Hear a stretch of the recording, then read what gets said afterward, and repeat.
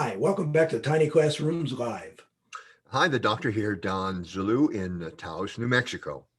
And I'm the HR guy, Artie Nathan, here in Las Vegas, Nevada. And our topic today is handling difficult conversations at work. Oh, is there such a thing? We have difficult conversations at work? Oh, yeah.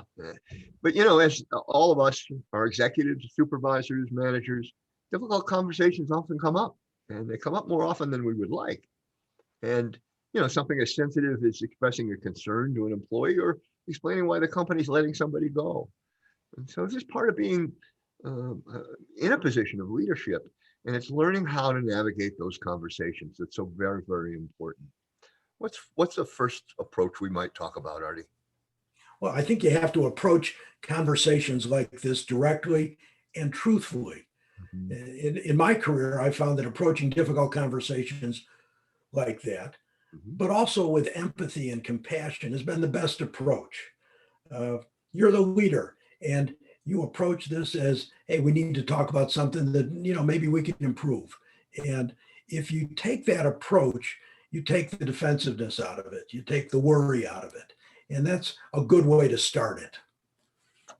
That's excellent. And I think after it started, demonstrating care and connection with the person that you're communicating with is very important. And you want to take the time to demonstrate this issue of care and connection to the person very first and foremost, right? Think about it. When you're receiving bad news, you tend to block out any positive things, including your relationship with the person who's delivering the message. So you want to start and try to be as direct and succinct as possible on what the bad news is and what the implications are for the person. And I think you want to address problems like this as soon as possible. They're not going to go away. And maybe our first instinct is to avoid them or deny that they exist, but they're there. And as the leader, you have to address them now. And when it's a current issue, people will know what you're talking about. You can reference issues that have come up about it, and you can deal with it quickly. Uh, and while dealing with it, that's a very good point, Artie. While dealing with it, you always want to keep your cool. You know, Artie, you and I both said that one of the ways that you're growing as a leader is when you're comfortable with your day being a series of uncomfortable conversations. It's kind of ironic, but it's more true than not. And navigating difficult conversations can be hard. We've both found that keeping our cool is really a strong tactic. And so we've got three kind of strategies to avoid losing your cool. One, be prepared as much as you can know about your facts, uh, especially when it comes to sensitive financial matters like overdue invoices, for example. Two, keep your voice low.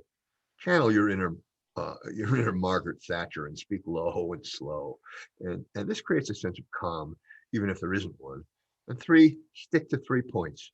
People can remember three things. So figure out your three things and stick to them. And you might want to rehearse what you want to say, because chances are this is going to get a little emotional.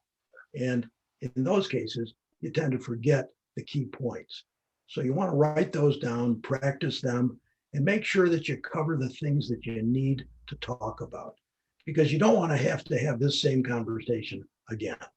That's absolutely right. And the next is to adopt what we might call the glass is half full strategy.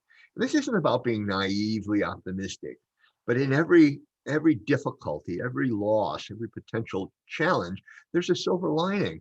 And if we approach the difficult conversation with the other person, we could be looking for the upside. We may have missed this deal, for example, but it creates another opportunity, or we learn something. You may have made a mistake in this particular area, but look what we've learned, and you made a good effort at it. So let's go forward and use what we've learned. Always look for the silver lining in the conversation rather than just emphasizing what went wrong and whether or not you're upset about it. And you may want to adjust your mindset. Don't go into a conversation like this thinking, oh, this is going to be a tough conversation, or this is difficult, this subject, or I'm not sure how to do this. You have to get your mind in the right place, because if you're not positive and trying to direct the other person correctly, you could get off track. And once you get off track in one of these kinds of conversations, it's difficult to get back. Yeah. Have you ever seen a train wreck? You can't get the train back on the track. And No, you so can't. that's the end of this particular Tiny Classroom Live, and we look forward to seeing you again the next time. Thank you. Thanks.